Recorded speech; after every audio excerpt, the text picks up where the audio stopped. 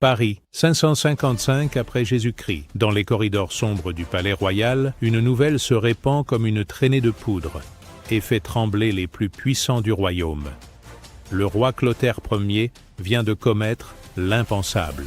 Cet homme de 57 ans, déjà père de plusieurs enfants et époux de 5 femmes, vient de franchir une ligne que même les mœurs brutales de l'époque condamnent sans appel. Il a épousé Vuldetrade, la veuve de son petit-neveu Théodebald, dans un acte si scandaleux que les évêques, d'ordinaire silencieux face aux caprices royaux, sortent de leurs réserves pour le condamner publiquement. Cette histoire vraie révèle comment la soif de pouvoir peut pousser un homme à défier tous les interdits, même les plus sacrés. Clotaire Ier n'était pas un roi ordinaire. Fils de Clovis, le fondateur du royaume franc, il avait passé sa vie à éliminer ses rivaux, y compris ses propres frères et neveux. Son règne ressemble à une succession de meurtres, de trahisons et de mariages calculés. Mais cette fois, son ambition l'amènerait à commettre un acte qui choquerait même ses contemporains, habitués à la violence la plus extrême. Pour comprendre l'ampleur de ce scandale, il faut imaginer la stupeur des courtisans découvrant que leur roi venait d'épouser une femme qui était techniquement l'équivalent de sa belle petite fille. Dans une société où les liens familiaux définissent les alliances politiques, cette transgression représentait bien plus qu'un simple écart de conduite. C'était un séisme qui remettait en question l'ordre social lui-même. L'enfance d'un monstre, Clotaire naît vers 498 dans un univers de violence et de sang. Son père Clovis Ier venait de conquérir la Gaule à coups d'épée et de ruse, établissant le premier grand royaume franc sur les ruines de l'Empire romain. Sa mère Clotilde, princesse burgonde convertie au christianisme, avait vu sa propre famille massacrée avant d'épouser le conquérant franc. Dès son plus jeune âge, Clotaire baigne donc dans un univers où la violence détermine qui survit et qui règne. À la mort de Clovis en 511, le royaume se divise entre les 4 frères selon la tradition germanique. Clotaire, âgé de seulement 13 ans, hérite de la Neustrie, avec Soissons pour capitale. Ce territoire, certes prestigieux par son histoire franque, reste bien modeste comparé aux riches terres de ses frères aînés. Cette frustration précoce forge chez le jeune prince une obsession qui ne le quittera jamais. Réunifier l'héritage paternel sous son seule autorité. Contrairement à ses frères qui semblent se satisfaire de leur part, Clotaire développe rapidement une personnalité impitoyable. À 16 ans, il participe déjà aux campagnes militaires contre les Burgondes aux côtés de ses frères. Les chroniqueurs de l'époque notent sa brutalité particulière au combat et sa tendance à exécuter personnellement les prisonniers de marque. Cette violence précoce inquiète même son entourage habitué à la rudesse franque. Le jeune roi révèle également des talents de manipulateur hors du commun. Il maîtrise parfaitement l'art de jouer ses frères les uns contre les autres, promettant tour à tour son soutien à chacun selon ses intérêts du moment. Cette duplicité systématique lui permet de s'enrichir considérablement lors des partages de butin, récupérant souvent la part du lion grâce à ses manœuvres diplomatiques. En 523, un événement révèle la vraie nature de Clotaire. Lors d'une dispute avec un de ses vassaux qui refusait de lui céder une terre convoitée, le jeune roi de 25 ans n'hésite pas à l'inviter à un banquet et à l'empoisonner devant ses invités. Ce meurtre de sang-froid, commis en violation de toutes les règles de l'hospitalité franque, scandalise même ses propres guerriers. Mais Clotaire assume parfaitement son acte, déclarant publiquement que les obstacles à la volonté royale méritent la mort. Cette philosophie brutale guide désormais tous ses actes. Pour Clotaire, aucune loi divine ou humaine ne peut limiter les prérogatives du pouvoir royal. Cette conviction absolue le conduira aux pires extrémités, transformant progressivement le fils de Clovis en l'un des tyrans les plus redoutés de son époque. En 524, un événement tragique offre à Clotaire l'occasion de révéler pleinement sa nature monstrueuse. Son frère Clodomir, roi d'Orléans, périt au combat contre les Burgondes lors de la bataille de Vézeronce. Cette mort laisse 3 jeunes orphelins, Théodebald, Gontier et Clodoald, âgés respectivement de 10, 7 et 5 ans. Selon la loi salique, ces enfants héritent légitimement du royaume de leur père. Mais Clotaire voit immédiatement l'opportunité que représente cette succession. Plutôt que de respecter les droits des héritiers légitimes, il échafaude avec son frère Childebert un plan d'une noirceur absolue. Les deux oncles font venir les enfants au palais royal de Paris, sous prétexte de les consoler et de les prendre sous leur protection. Leur grand-mère Clotilde, rassurée par ces démonstrations d'affection familiale, accepte de confier temporairement ses petits-fils à leurs oncles. La suite relève du cauchemar. Une fois les enfants isolés dans les appartements royaux, Clotaire et Childebert révèlent leurs véritables intentions. Ils font apporter des ciseaux et une épée devant la vieille reine Clotilde et lui lancent cette alternative atroce. « Choisissez, grand-mère. Vos petits-fils seront tondus comme des moines et renonceront à leurs droits royaux, ou ils mourront par l'épée. » La malheureuse Clotilde, horrifiée par cette alternative monstrueuse, refuse de choisir entre le déshonneur et la mort de ses petits-enfants. Elle supplie ses fils d'épargner ces innocents, rappelant qu'ils sont de sang royal et qu'ils n'ont commis aucun crime. Mais ses larmes et ses prières ne touchent pas les deux frères, aveuglés par leur cupidité. Sans attendre davantage, Clotaire saisit l'aîné, le petit Théodebald, par les cheveux. L'enfant de 10 ans, réalisant soudain le sort qui l'attend, se met à crier et à supplier son oncle de l'épargner. Mais Clotaire, implacable, lui tranche la gorge d'un coup de poignard sous les yeux de sa grand-mère pétrifiée d'horreur. Le sang de l'enfant gicle sur les vêtements royaux tandis que ses frères cadets hurlent de terreur. Encouragé par l'exemple de Clotaire, Childebert empoigne à son tour le second garçon, Gontier, âgé de 7 ans. L'enfant tente de s'échapper en se cramponnant aux robes de sa grand-mère, mais l'oncle meurtrier le rattrape et lui enfonce sa lame dans le cœur. En quelques minutes, 2 enfants innocents gisent dans leur sang sur le sol du palais royal, victimes de l'ambition dévorante de leurs oncles. Seul le plus jeune, Claudewald, âgé de 5 ans, échappe au massacre. L'enfant, témoin de l'assassinat de ses frères, trouve la force de s'enfuir et de se réfugier auprès de moines compatissants qui le cachent dans leur monastère. Plus tard, il renoncera de lui-même au monde pour devenir Saint Claude, canonisé par l'Église en mémoire de ce martyr familial. Ce double infanticide accompli, Clotaire parachève son crime en épousant immédiatement Gondioque, la veuve de Clodomir. Cette union lui permet de s'approprier légalement le trésor royal d'Orléans et de revendiquer une partie des terres du défunt. En quelques heures, l'oncle assassin est devenu le maître d'un royaume entier, payé du sang de ses propres neveux. Le double meurtre de 524 marque un tournant dans la personnalité de Clotaire. Après avoir franchi cette ligne rouge absolue, plus rien ne peut arrêter sa soif de pouvoir.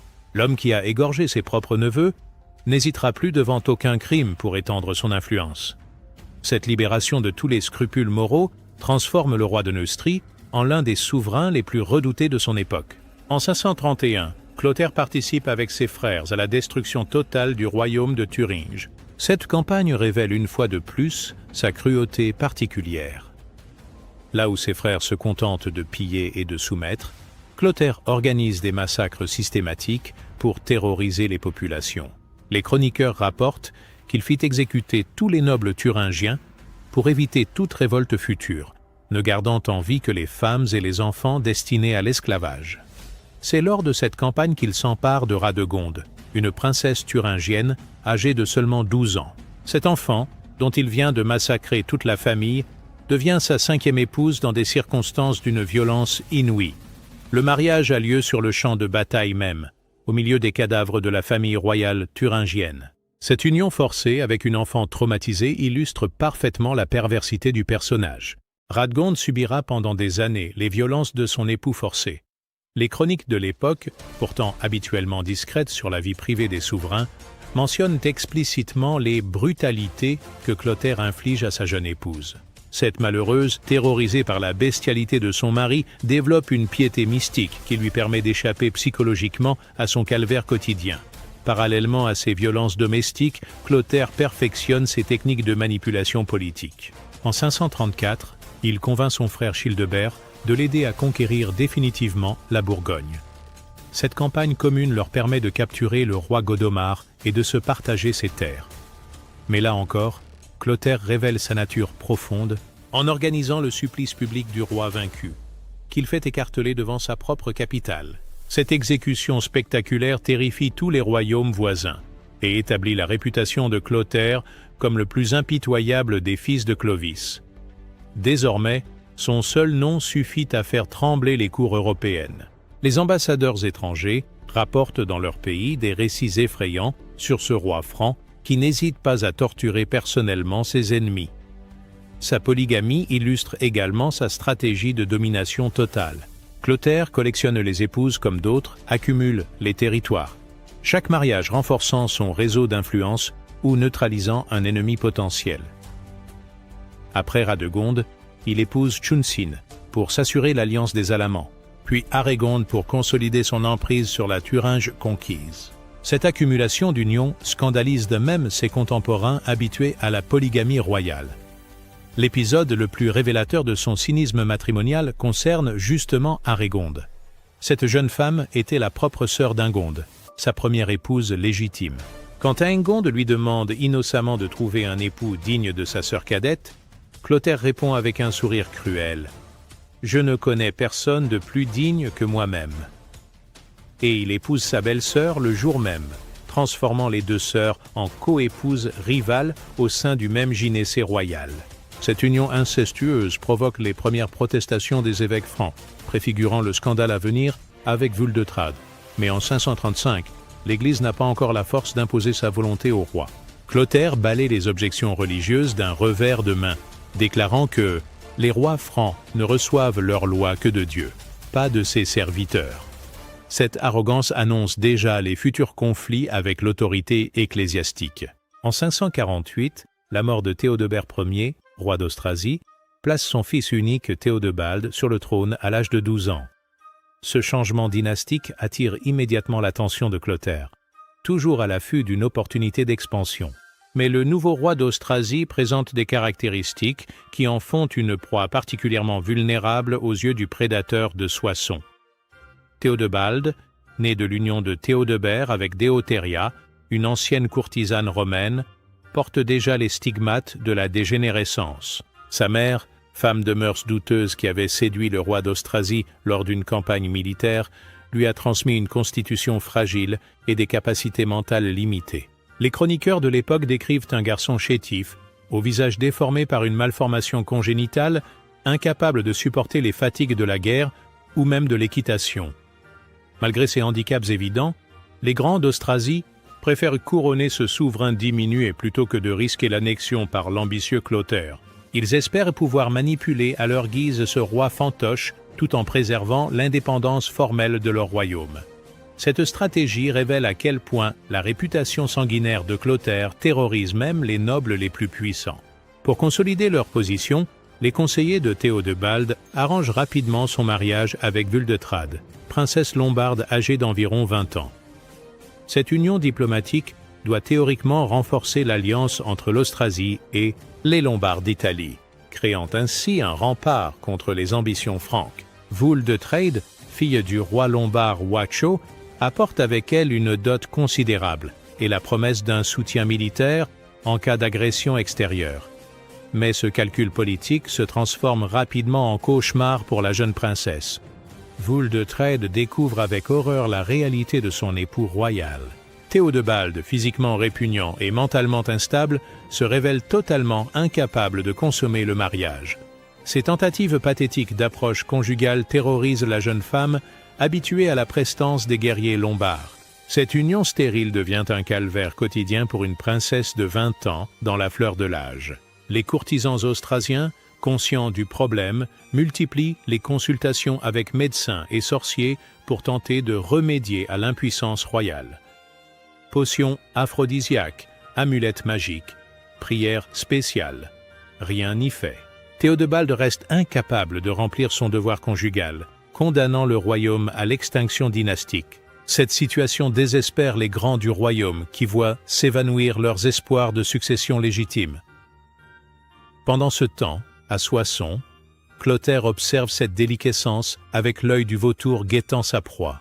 Ses espions à la cour de Metz lui rapportent régulièrement les détails de cette union ratée et l'affaiblissement progressif du pouvoir royal austrasien. Le vieux prédateur comprend que le temps travaille pour lui. Chaque année qui passe, sans héritier, rapproche l'Austrasie de l'annexion pure et simple. En 554, la situation devient critique. Théodebald, miné par sa constitution défaillante et rongé par l'humiliation de son échec conjugal, sombre dans une mélancolie profonde qui inquiète même ses médecins. Wuldetrade, de son côté, développe une aversion de plus en plus, marquée pour son époux diminué, n'hésitant plus à afficher publiquement son dégoût. Cette mésentente conjugale achève de décrédibiliser une monarchie déjà chancelante. C'est dans ce contexte de délitement généralisé que survient l'événement tant attendu par Clotaire.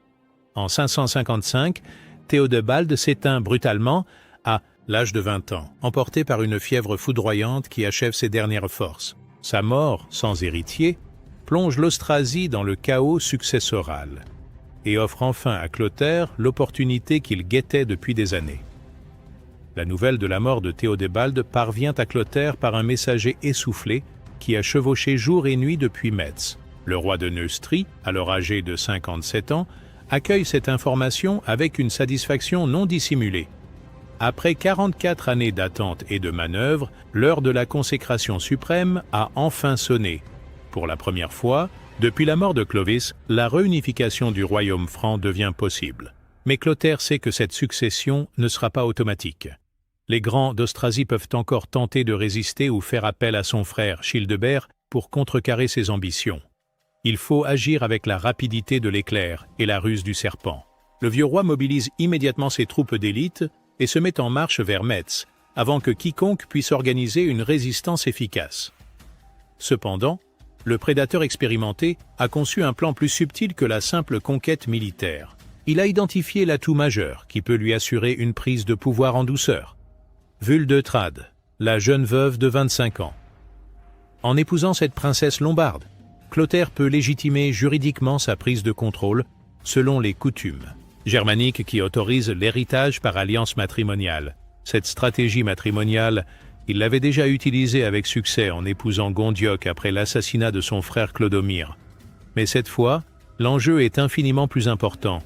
Il s'agit de parachever l'œuvre de réunification commencée par Clovis et interrompue par sa mort prématurée.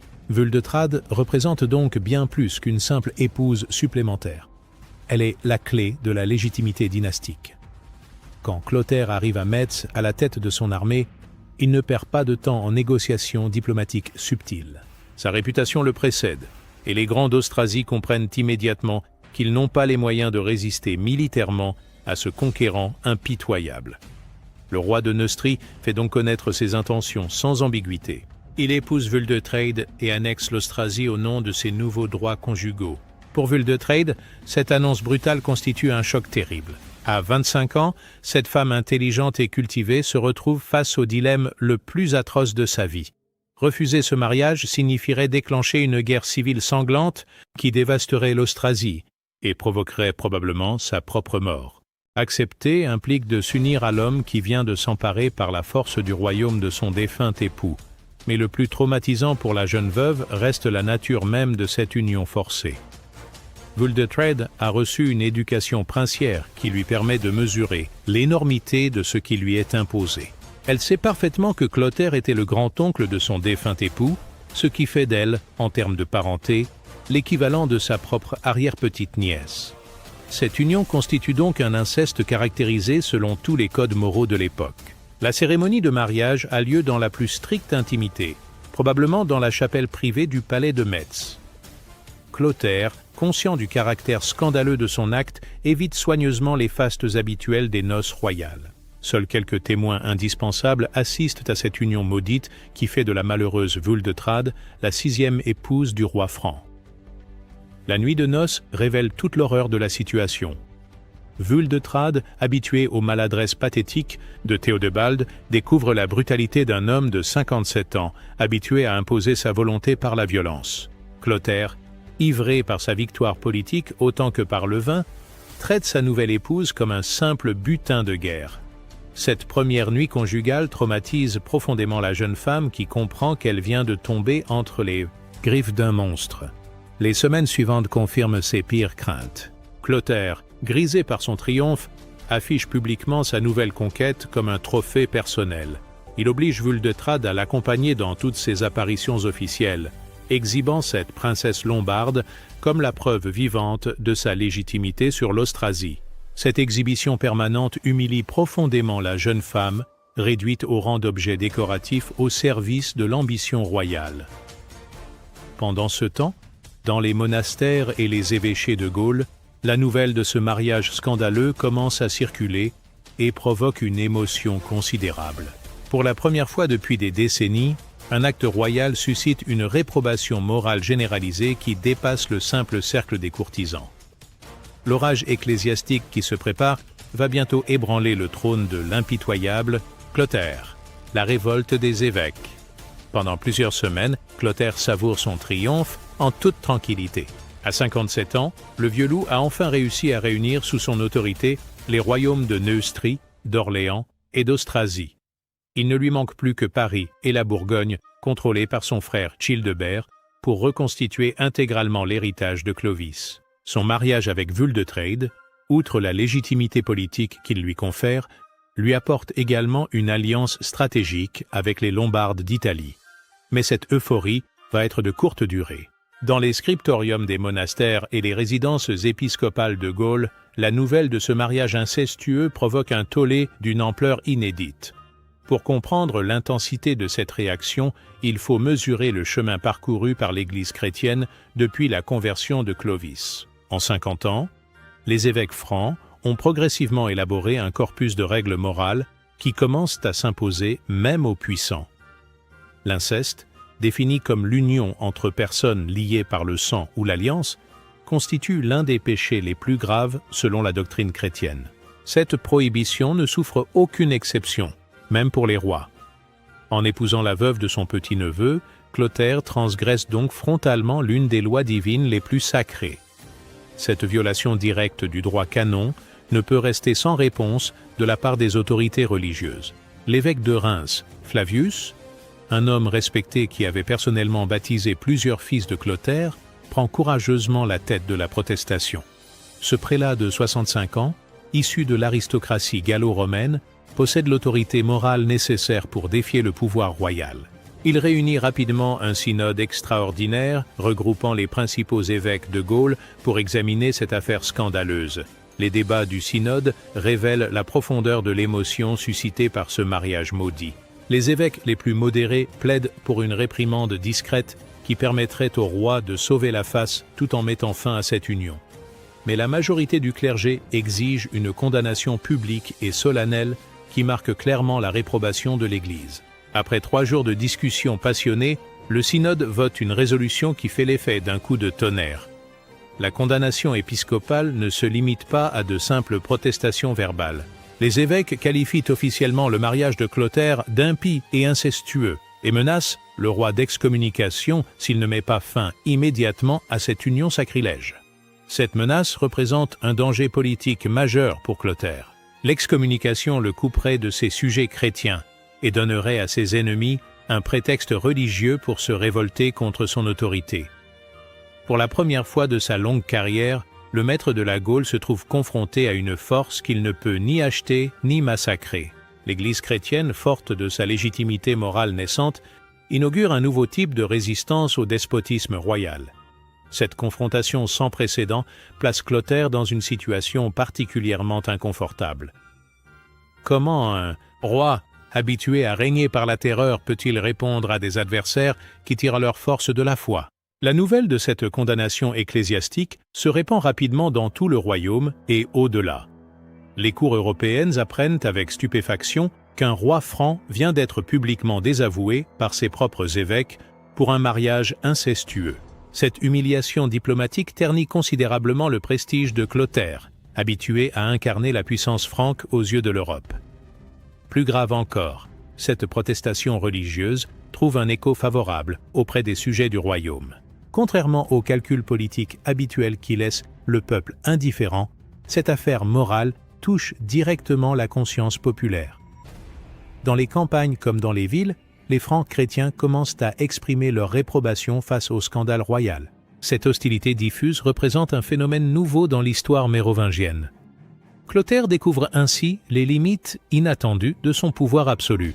L'homme qui avait terrorisé l'Europe pendant 40 ans se trouve soudain isolé, face à une coalition morale qui transcende les clivages sociaux et géographiques. Cette situation inédite l'oblige à envisager l'impensable. Une reculade publique qui reconnaîtrait implicitement ses torts et restaurerait l'autorité de l'Église sur les questions matrimoniales. Confronté à l'ampleur de la protestation religieuse et aux murmures grandissants de ses sujets, Clotaire réalise progressivement qu'il se trouve dans une impasse politique majeure. Cette situation inédite place le maître de la Gaule dans une position humiliante. Pour la première fois de sa carrière, il doit envisager de céder publiquement aux exigences d'autrui. Cette perspective révulse profondément un homme habitué à imposer sa volonté par la force depuis plus de 40 ans. Les conseillers du roi, conscients du danger que représente cette crise morale, multiplient les pressions pour convaincre leur maître de faire marche arrière. Ils lui expliquent patiemment que l'excommunication pourrait déclencher des révoltes généralisées et donner à ses ennemis l'occasion rêvée de contester sa légitimité. Même ses fidèles généraux, pourtant habitués à obéir aveuglément, manifestent leur inquiétude face à cette situation explosive. Mais c'est finalement l'attitude de Vuldetrade elle-même qui précipite la décision royale. La malheureuse princesse, traumatisée par son mariage forcé et révoltée par sa situation, ne cache plus son dégoût pour son époux royal. Elle refuse désormais de paraître en public à ses côtés et multiplie les gestes de défiance qui ridiculisent Clotaire devant sa cour. Cette rébellion conjugale achève de discréditer un roi déjà ébranlé par la condamnation ecclésiastique. La répudiation de Vuldetrade intervient probablement au début de l'année 556, soit moins d'un an après leur mariage maudit. Cette décision représente l'une des humiliations les plus cuisantes de la carrière de Clotaire. L'homme qui avait égorgé ses propres neveux pour s'emparer de leurs biens doit publiquement reconnaître ses torts et céder aux exigences de l'Église. Cette capitulation marque un tournant historique dans les rapports entre le pouvoir royal et l'autorité religieuse. Mais Clotaire, même contraint à la soumission, ne renonce pas à tirer profit de cette situation catastrophique. Plutôt que de simplement renvoyer Vuldetrade chez elle en reconnaissant ses torts, le vieux renard échafaude un plan qui lui permet de transformer cette défaite en victoire diplomatique partielle. Le roi choisit de donner Vuldetrade en mariage à Garibald Ier, duc de Bavière, un prince germanique ambitieux qui cherche à établir son indépendance face à l'Empire byzantin. Ce choix révèle toute la perversité calculatrice de Clotaire. En offrant une épouse de sang royal lombard à ce chef bavarois, il s'assure de l'alliance d'un peuple guerrier tout en neutralisant diplomatiquement la malheureuse Vuldetrade. Cette transaction cynique révèle l'ampleur du mépris de Clotaire pour la dignité humaine. Vuldetrade, déjà victime d'un mariage forcé et traumatisant, se retrouve échangée, comme une simple marchandise diplomatique, sans que son avis soit sollicité. À 25 ans, cette femme a déjà subi les volontés de 3 hommes différents qui ont disposé de son corps et de son destin comme d'un objet de négoce. Le plus révélateur reste cependant la clause financière de cet arrangement sordide. Clotaire exige de garder tous les biens que Vuldetrade avait apportés de son premier mariage avec Théodebald. Ses richesses, qui comprenaient une partie substantielle du trésor royal d'Austrasie, des bijoux lombards d'une valeur inestimable et des terres productives, constituent un butin considérable que le roi refuse catégoriquement de restituer. Cette rapacité dans la défaite illustre parfaitement la personnalité de Clotaire. Même humilié publiquement et contraint de céder aux évêques, il trouve encore le moyen de s'enrichir personnellement. La répudiation de Vuldetrade lui coûte sa légitimité sur l'Austrasie, mais elle lui rapporte une fortune et une alliance bavaroise qui compenseront partiellement cette perte. La cérémonie de répudiation se déroule dans une atmosphère de tension extrême. Clotaire, furieux d'être contraint à cette humiliation, affiche un visage de marbre tandis qu'il prononce les formules rituelles qui libèrent Vuldetrade de leurs liens matrimoniaux. La jeune femme, elle, ne peut dissimuler son soulagement d'échapper enfin aux griffes de ce monstre, même si c'est pour être immédiatement livrée à un nouvel époux imposé. Cette répudiation forcée marque un tournant historique majeur dans l'évolution des rapports entre l'Église et la royauté franque. Grégoire de Tours note avec satisfaction que c'est la première mention faite par l'histoire d'une rupture de mariage royal imposée par les évêques. Ce précédent établit définitivement le principe que même les rois ne peuvent transgresser impunément les lois divines concernant le mariage. Pour Vuldetrade, cette libération constitue paradoxalement un nouveau calvaire. Son départ forcé vers la Bavière l'arrache définitivement a tout espoir de retour en Lombardie auprès de sa famille. Elle doit maintenant faire face à un troisième mariage, arrangé avec un homme qu'elle ne connaît pas, dans un pays étranger où elle ne pourra compter sur aucun soutien familial. Le mariage avec Garibalde de Bavière, célébré vers la fin de 556, semble cependant apporter enfin à Wuldetrade une existence plus supportable. Le duc bavarois, prince respecté et apparemment moins brutal que Clotaire, lui offre une vie conjugale relativement équilibrée. De cette union naîtront plusieurs enfants, dont la célèbre Théo de l'Inde, qui deviendra plus tard reine des Lombards, bouclant ainsi le cercle dynastique. Mais les séquelles psychologiques de son année d'enfer avec Clotaire marquent définitivement la personnalité de Wuldetrade. Les chroniqueurs bavarois la décrivent comme une femme mélancolique, sujette à des crises d'angoisse, qui la font hurler dans son sommeil. Ces troubles révèlent l'ampleur des traumatismes subis au contact du tyran franc, blessures invisibles qui ne se refermeront jamais complètement. L'affaire Wuldetrade provoque des répercussions qui dépassent largement le cercle de la cour franque. Dans toute l'Europe chrétienne, cette confrontation entre un roi et ses évêques fait sensation et inspire de nombreuses réflexions sur les limites du pouvoir royal. Pour la première fois, un souverain barbare a dû céder devant l'autorité morale de l'Église, établissant un précédent qui aura des conséquences durables. À Rome, le pape Pélage Ier accueille cette nouvelle avec une satisfaction non dissimulée. Cette victoire des évêques francs démontre la montée en puissance de l'autorité pontificale dans les royaumes barbares et préfigure les futures querelles entre l'Église et les pouvoirs temporels. Le Saint-Siège voit dans cette affaire la preuve que même les rois les plus brutaux peuvent être contraints de respecter la loi divine. Dans les autres cours européennes, la répudiation forcée de Wuldetrade suscite des réactions contrastées. Les rois wisigoths et lombardes, encore largement ariens, y voient une dangereuse ingérence du clergé catholique dans les affaires royales. Ils craignent que ce précédent n'encourage leurs propres évêques à contester leur autorité matrimoniale. Cette inquiétude pousse certains souverains barbares à durcir leur attitude envers l'Église catholique. En revanche, l'empereur byzantin Justinien Ier applaudit secrètement cette humiliation de Clotaire. Le basileus, engagé dans ses projets de reconquête occidentale, voit dans cet affaiblissement du pouvoir franc une opportunité diplomatique. Il fait discrètement savoir aux évêques gaulois que l'Empire d'Orient soutient leur action moralisatrice et n'hésiterait pas à protéger l'Église face aux éventuelles représailles royales. Sur le plan intérieur, cette crise révèle l'émergence de nouvelles forces politiques dans le royaume franc.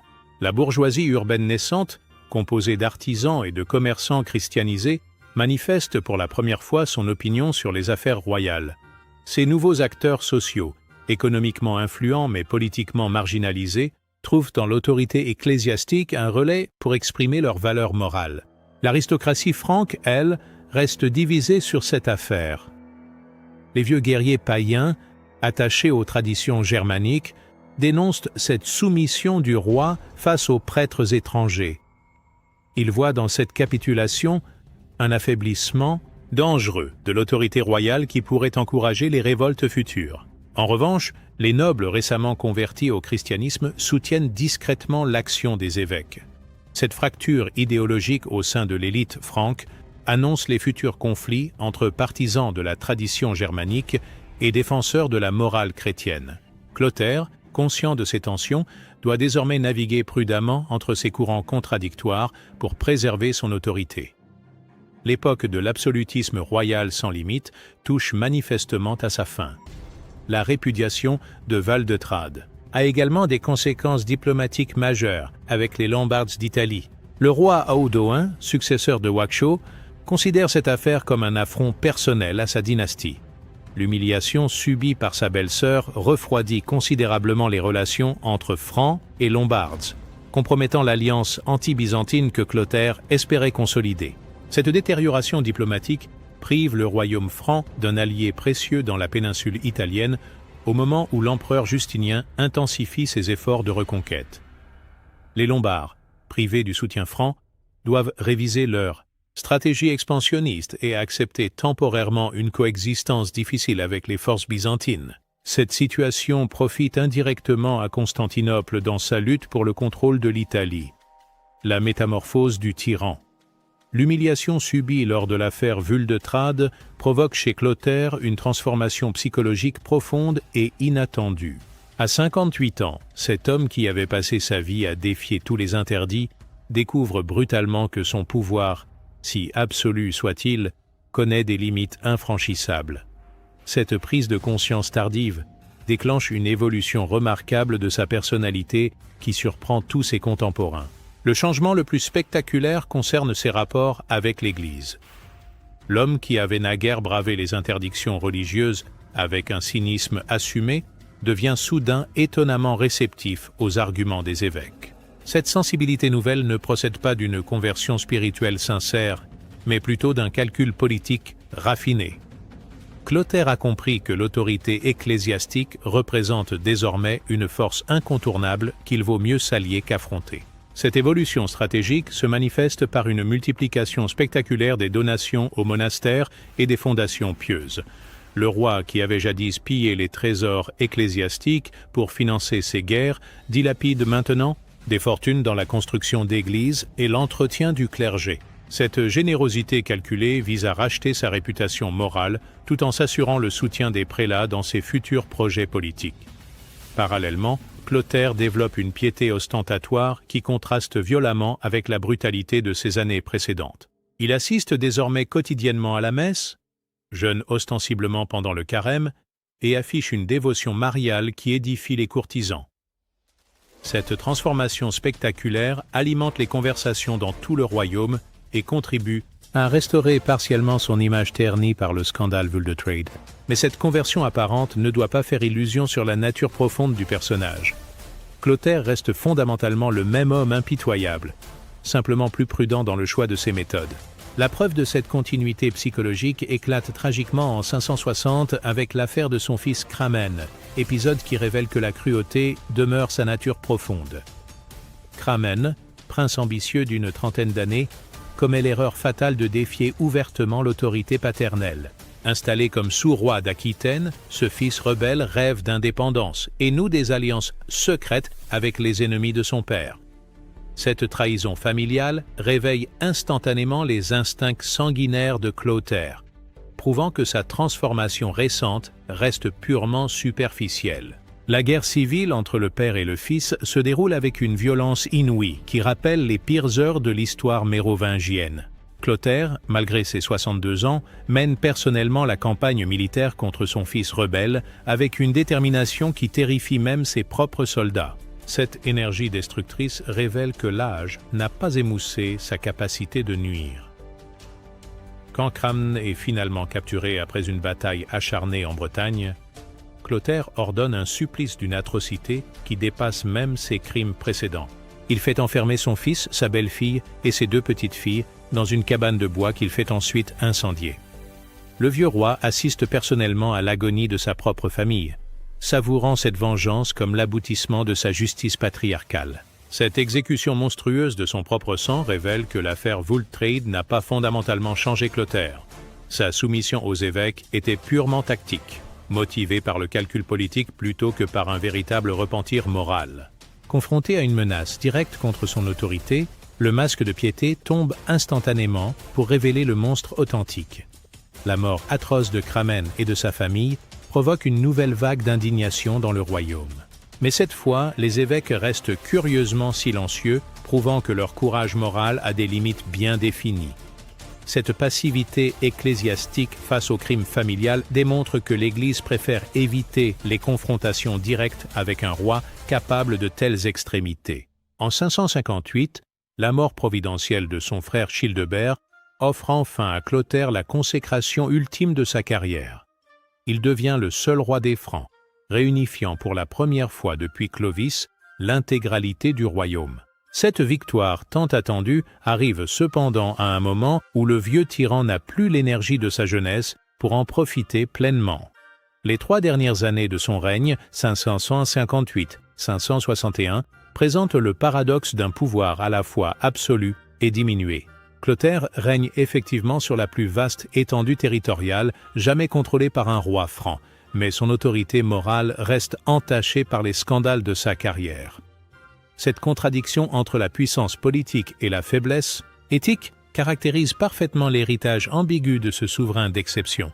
Dans cette tragédie historique aux multiples rebondissements, Wuldetrade demeure paradoxalement la grande oubliée des chroniques contemporaines. Cette omission révélatrice illustre parfaitement le sort réservé aux femmes dans l'historiographie mérovingienne. Simples objets d'échange politique, elles disparaissent des récits dès que leur utilité diplomatique s'achève. Pourtant, le destin de cette princesse lombarde mérite une attention particulière, tant il symbolise la condition féminine dans l'aristocratie du VIe siècle. Mariée vers 552 à Théodebald alors qu'elle avait environ 22 ans, Wuldetrade découvre immédiatement l'ampleur du piège qui s'est refermé sur elle. Son époux royal, physiquement répugnant et mentalement diminué, transforme ce qui aurait dû être l'apogée de sa vie en un cauchemar quotidien.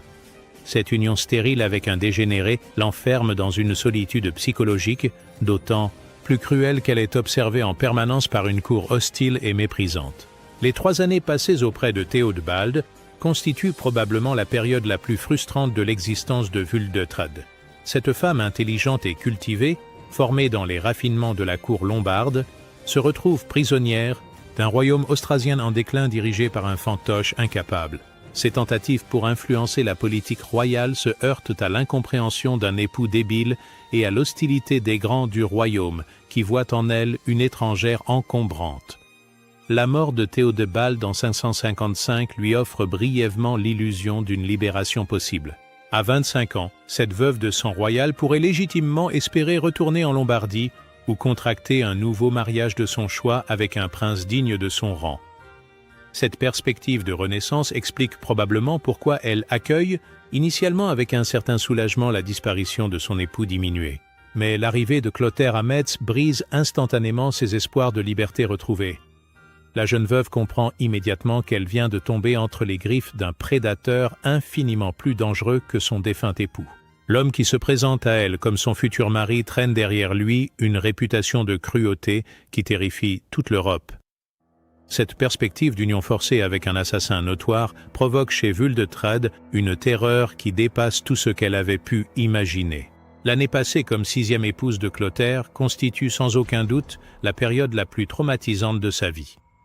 À 25 ans, elle doit partager la couche d'un homme de 57 ans dont la brutalité sexuelle égale la violence politique. Cette cohabitation forcée avec un tyran sanguinaire qui vient de s'emparer par la force du royaume de son défunt époux place la malheureuse dans une situation de vulnérabilité psychologique extrême. Les détails de cette union maudite ne nous sont pas parvenus, les chroniqueurs de l'époque préférant éviter ces sujets scabreux. Mais on peut légitimement imaginer l'enfer quotidien de cette jeune femme, découvrant progressivement l'ampleur de la perversité de son nouveau maître. Clotaire, habitué à terroriser ses sujets par des démonstrations de force spectaculaires, ne devait guère se préoccuper du consentement de sa dernière acquisition matrimoniale. La condamnation ecclésiastique de leur mariage constitue paradoxalement la première bonne nouvelle que reçoit Wuldetrade depuis des années. Bien que cette réprobation religieuse l'humilie publiquement en la désignant comme complice d'un inceste, elle comprend intuitivement que cette pression morale représente sa seule chance d'échapper aux griffes du monstre. Sa collaboration, discrète avec les évêques scandalisés, contribue probablement à précipiter la répudiation salvatrice.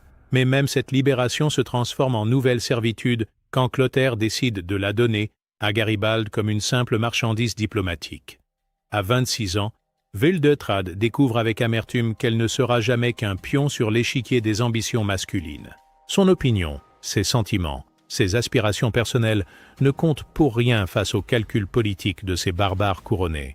Son exil forcé vers la Bavière l'arrache définitivement à tout espoir de retour vers sa Lombardie natale. Cette transplantation brutale dans un pays germanique dont elle ignore la langue et les coutumes achève de briser psychologiquement une femme déjà profondément meurtrie par ses expériences précédentes. Les chroniqueurs bavarois la décrivent d'ailleurs comme une épouse mélancolique, sujette à des crises d'angoisse, qui révèlent l'ampleur de ses traumatismes.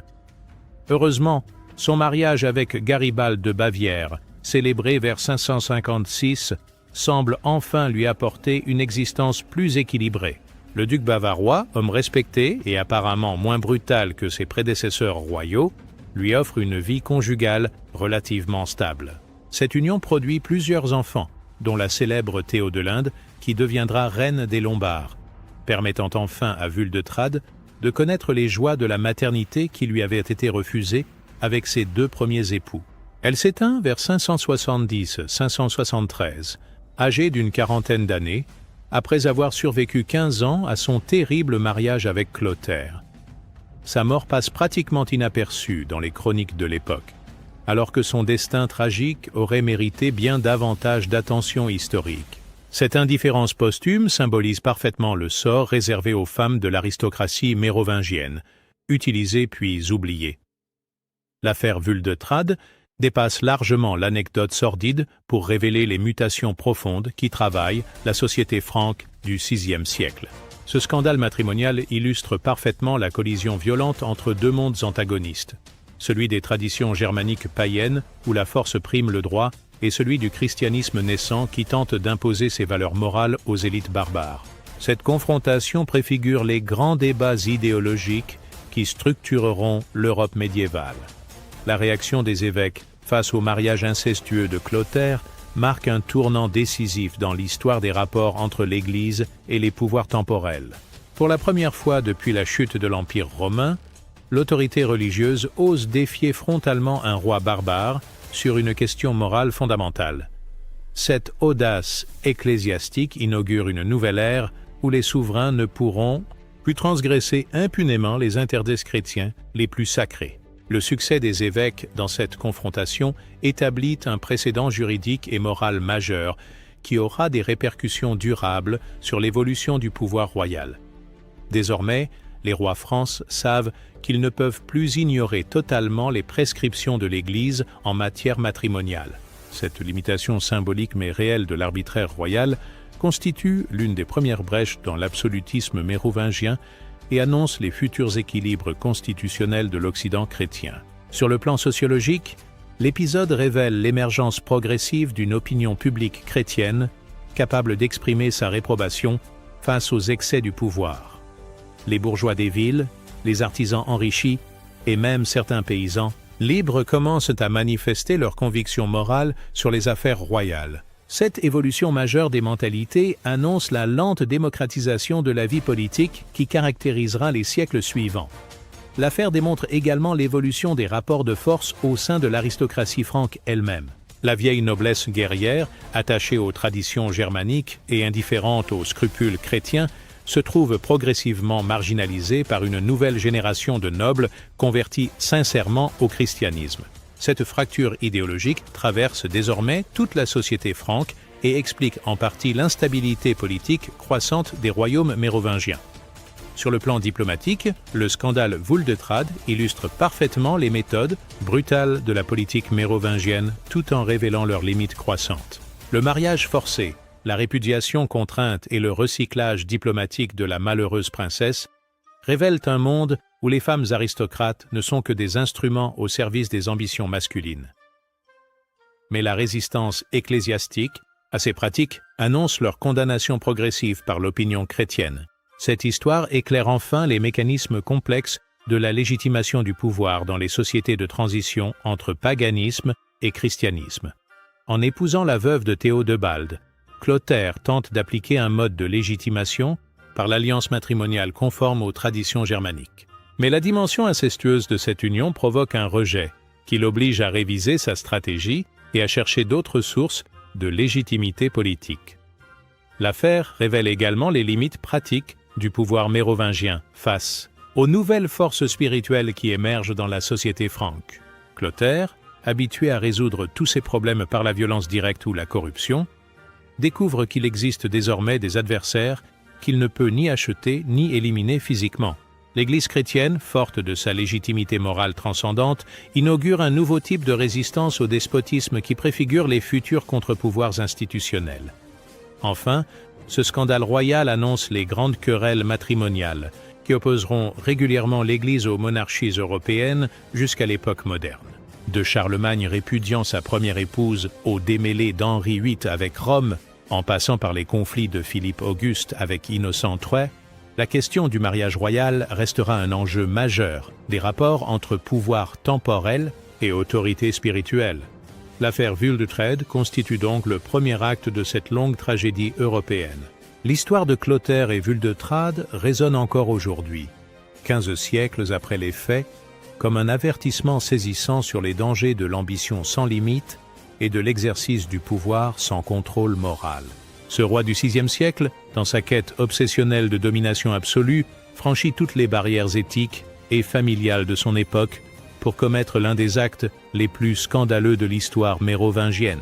Son mariage incestueux avec la veuve de son petit-neveu constitue l'apogée d'une carrière politique marquée par le cynisme, la cruauté et le mépris total des valeurs humaines élémentaires. Cette tragédie historique révèle plusieurs vérités intemporelles sur la nature humaine et les mécanismes du pouvoir qui gardent toute leur pertinence dans le monde contemporain. D'abord, elle démontre avec une clarté implacable comment l'ambition démesurée peut corrompre jusqu'aux liens familiaux les plus sacrés et transformer un homme en monstre moral. Clotaire, en épousant Wuldetrade, transgresse non seulement les lois divines, mais aussi les codes d'honneur les plus élémentaires de sa propre société, prouvant qu'aucun interdit ne peut résister à une soif de pouvoir totalement déchaînée. Ensuite, cette histoire illustre de manière saisissante la vulnérabilité tragique des femmes dans les sociétés patriarcales où elles ne constituent que des instruments d'échange politique. Wuldetrade, malgré son rang de princesse et son éducation raffinée, subit passivement les décisions de 3 hommes successifs qui disposent de son corps et de son destin sans jamais solliciter son consentement. Sa trajectoire douloureuse, de son mariage forcé avec le dégénéré Théodebald à sa répudiation humiliante par Clotaire, symbolise le sort de milliers de femmes nobles sacrifiées au calcul politique masculin à travers l'histoire européenne. L'affaire révèle également l'émergence progressive de contre-pouvoirs moraux capables de limiter l'exercice de l'autorité politique absolue. La résistance victorieuse des évêques face à Clotaire préfigure les futurs équilibres entre pouvoir temporel et autorité spirituelle qui structureront l'Europe médiévale et moderne. Cette première victoire de l'Église sur un roi mérovingien annonce les grandes querelles constitutionnelles entre pape et empereur, entre parlement et monarchie qui jalonnent l'histoire occidentale. Cette tragédie nous enseigne également que même les tyrans les plus impitoyables rencontrent tôt ou tard des limites infranchissables à leur pouvoir. Clotaire, qui avait passé 50 ans à imposer sa volonté par la terreur et l'assassinat, découvre brutalement à 57 ans qu'il existe des forces qu'il ne peut ni massacrer ni corrompre. Cette leçon d'humilité tardive, bien qu'insuffisante pour racheter une carrière monstrueuse, constitue peut-être l'unique enseignement positif de ce règne sanglant. Le scandale de Wuldetrede nous rappelle enfin que derrière les grandes fresques historiques, derrière les récits épiques de conquête et de gloire, se cachent souvent des drames humains d'une intensité bouleversante qui méritent notre compassion et notre mémoire. Cette jeune femme de 25 ans, prise au piège des ambitions royales et broyée par la machine politique mérovingienne, incarne toutes les victimes anonymes de l'histoire dont la souffrance silencieuse donne sa véritable dimension tragique aux événements du passé. Ainsi, près de 15 siècles après les faits, l'histoire de Clotaire et Wuldetrade continue de nous interroger sur les limites morales du pouvoir, sur la condition des femmes dans les sociétés masculines, sur le prix humain des ambitions politiques et sur la nécessité éternelle de préserver des garde-fous éthiques face aux dérives du pouvoir absolu. Ce roi franc du VIe siècle, dans sa quête obsessionnelle de domination totale, nous offre un miroir troublant sur les dangers qui menacent toute société où l'autorité échappe au contrôle de la conscience morale collective. L'héritage de cette affaire dépasse donc largement son contexte historique immédiat pour toucher aux questions fondamentales de l'organisation sociale et politique. Elle nous rappelle que la civilisation reste un équilibre fragile entre les instincts dominateurs de l'espèce humaine et les valeurs morales laborieusement construites par des siècles de réflexion collective. Quand cet équilibre se rompt, quand le pouvoir s'affranchit de tout contrôle éthique, l'humanité replonge dans la barbarie la plus primitive, celle qui transforme les palais en abattoirs et les rois en bouchers couronnés. La figure de Clotaire Ier, monstre fascinant par son intelligence politique et sa cruauté sans limite, nous renvoie donc à nos propres responsabilités citoyennes dans la construction et la préservation d'un ordre social juste. Son exemple négatif nous enseigne que l'histoire ne progresse pas naturellement vers plus de justice et d'humanité, mais qu'elle peut à tout moment basculer vers la régression si les peuples renoncent à exercer leur vigilance morale sur leurs dirigeants. En ce sens, l'affaire Vuldetrade constitue bien plus qu'un simple fait divers historique. Elle représente un avertissement permanent sur les dangers éternels qui menacent toute société humaine organisée.